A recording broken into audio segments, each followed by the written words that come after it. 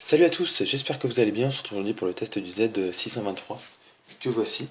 Donc c'est un kit enceinte commercialisé par Logitech. Donc pour ceux qui ne connaîtraient pas trop Logitech, c'est une marque qui a vu le jour en 1981.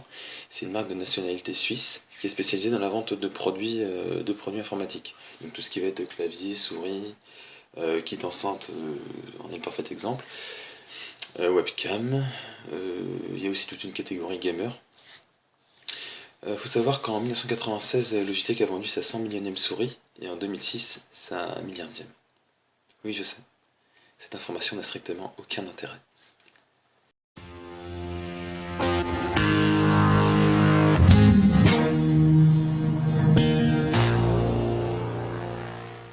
Donc aujourd'hui, je vais vous présenter le kit Z623 que voici.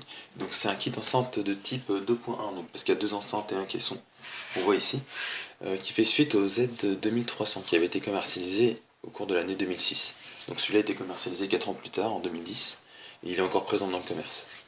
Donc c'est un kit de très très bonne facture, donc qui fournit une puissance assez colossale puisqu'il est quand même sur du 200 watts à peu près en puissance. Donc ça emmène à 400 watts en puissance de crête. Donc il faut savoir que le Z2300 était sur la même...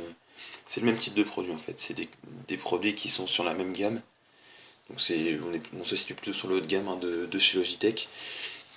Il faut savoir aussi que ce kit est certifié Tomlinson Allmans Experiment, donc la norme THX, hein, donc pour les petites parenthèses pour ceux qui ont joué à Need for Speed Underground 2. Donc la norme Tomlinson Allmans Experiment, donc c'est une norme, c'est un label plus ou moins en fait, qui est certifié, qui permet en fait de connaître un peu la qualité d'un produit.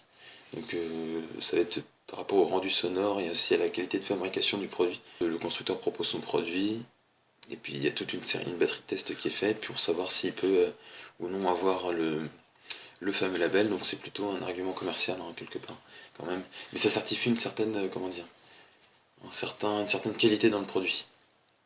Notamment par exemple, il y a un des critères que je vais citer, ça va être le fait que le son s'adresse directement à la personne qui écoute. On va pas avoir de redondance sur les murs, etc. Et puis aussi, il va aussi y avoir la qualité de la fabrication du kit enceinte qui va rentrer en compte. Donc on est sur un caisson qui est vachement gros, on peut le dire.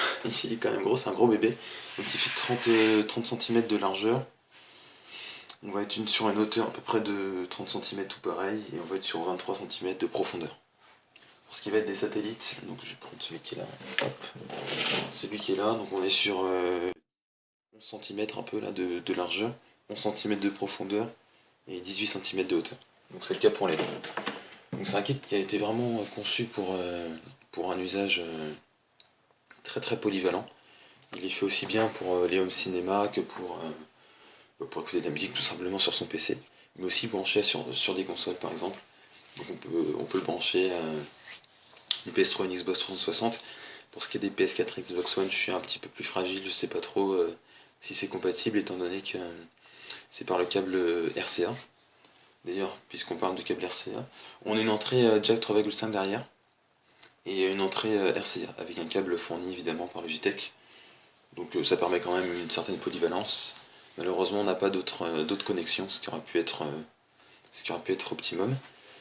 Donc on va avoir le réglage du volume qui va se faire ici.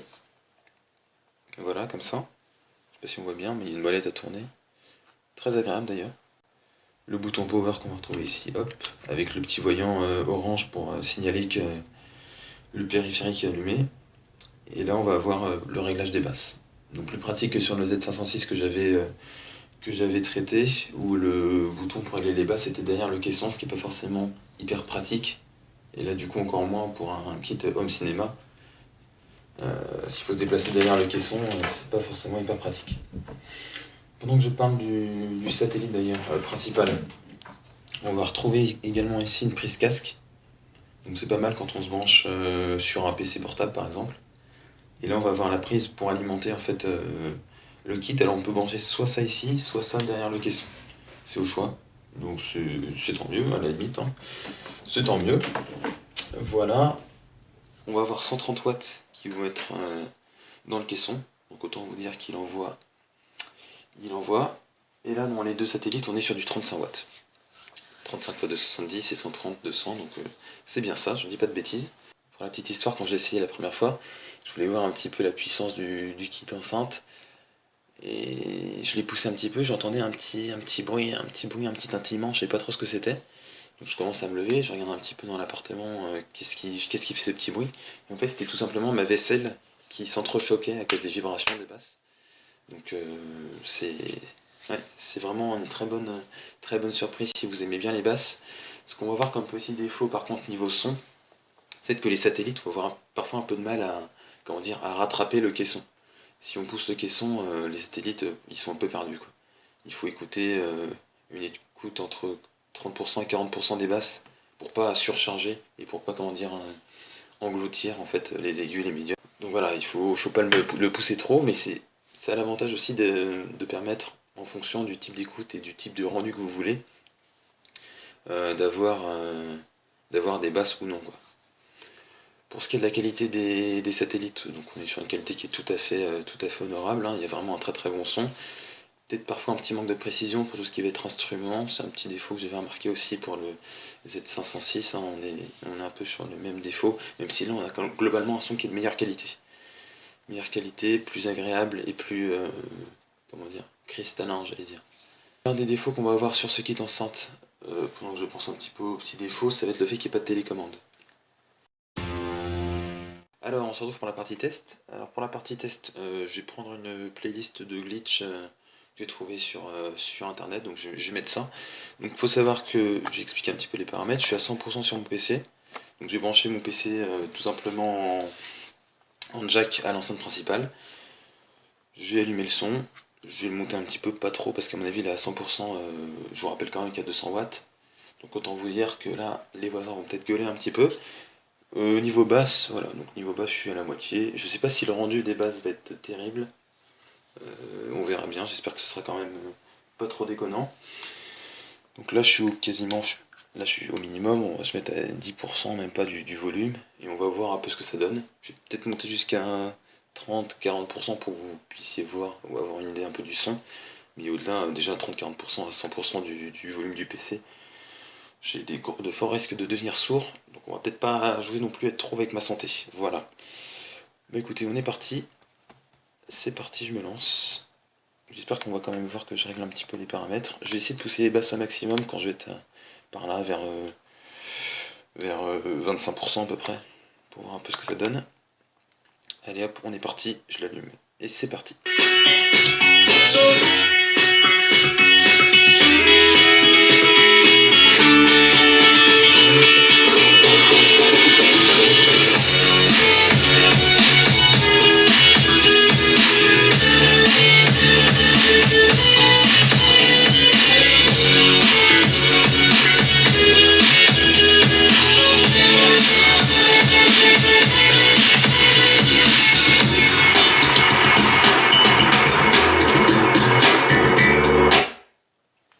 Voilà, bon, un petit test. Bon, j'y arrivé, pardon.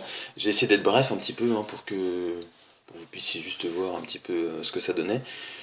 Voilà, donc c'est très puissant, hein. Je me suis poussé les basses au maximum, je sentais mon pantalon qui commençait à trembler un petit peu, comme le caisson est juste là. Donc pour un usage optimum, évidemment, il faudra le poser par terre. Là, je l'ai mis ici pour que vous puissiez mieux voir un peu à quoi il ressemblait. Donc voilà, le son est vraiment excellent, quoi. On le trouve du coup aux alentours de 150 € sur Amazon. Il doit coûter un peu moins cher quand même, hein. Je pense que c'est dans le maximum 150.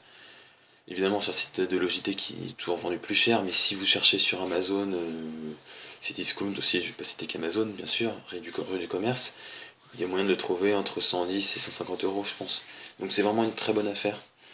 C'est un kit dont vous ne serez pas déçu, je pense. Globalement, il n'y a pas de défaut particulier. Hormis le fait qu'il n'y ait pas de télécommande, bien sûr, mais sinon, c'est vraiment un très bon kit enceinte. Voilà. Il est compatible aussi avec le petit adaptateur que j'avais présenté dans ma dernière vidéo que voici.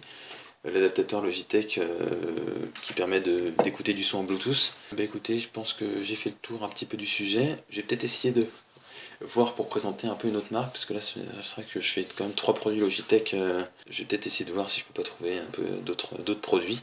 Pourquoi pas reprendre un petit peu une présentation de smartphone, Là sous la main, je vais peut-être voir si je peux pas obtenir un smartphone qui vient de sortir et puis faire un petit comparatif, histoire de montrer un petit peu, même si on en retrouve beaucoup sur la toile. Donc à voir, encore en cours de maturation. Voilà, bah écoutez, j'espère que ce petit test vous aura plu, vous aura aidé pour Noël si jamais vous vouliez vous offrir un petit kit enceinte. Et puis sur ce, on se dit à la prochaine. Salut!